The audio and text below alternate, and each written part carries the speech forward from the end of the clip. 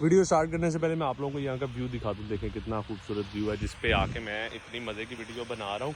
और इन्फॉर्मेशन जो है आज आप लोगों को जॉब्स के पॉइंट ऑफ व्यू से जो है वो शेयर करने जा रहा हूँ। अक्सर दोस्त कहते हैं कि बिलाल भी वहाँ पे जॉब्स कितने घंटे अलाउ है नॉर्थ साइप्रस में। नॉर्थ साइप्रस में हूँ, नॉर्थ साइप्रस की बात करूँगा। बाकी कंट्रीज़ का मुझे आइडिया नहीं है, इसलिए मैं उनकी बात बिल्कुल भी नहीं करूँगा।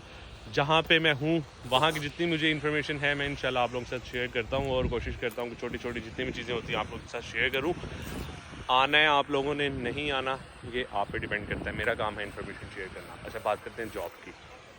अक्सर जो दोस्त हैं ना वो ये कह रहे होते हैं बिलाल भाई के नॉर्थ साइप्रस में हम कितनी देर कितने घंटे जो है जॉब कर सकते हैं। तो उसका सबसे पहले ये सिनेरियो है कि सबसे जितने घंटे आप लोगों का स्टेमिना है उतने घंटे आप लोग जो है ना काम कर सकते हैं यहाँ पे इजीली।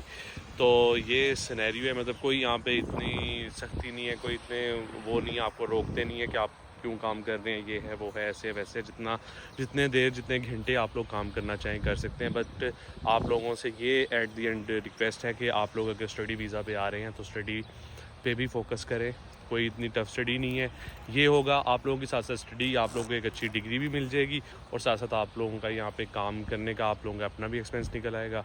और एट दी एंड स्कॉलरशिप लेकर आएँ, मैक्सिमम 75% तक लेके आएँ, क्योंकि आप लोगों की स्कॉलरशिप होगी आप लोग यहाँ पे जो है चीज़ें मैनेज कर लेंगे। स्कॉलरशिप नहीं होगी आके खुद भी जलील होंगे, घर वालों को भी जलील करेंगे और हमारा नाम भी जो है ना, हमारे मुल्क का नाम वो भी डुबोएंगे।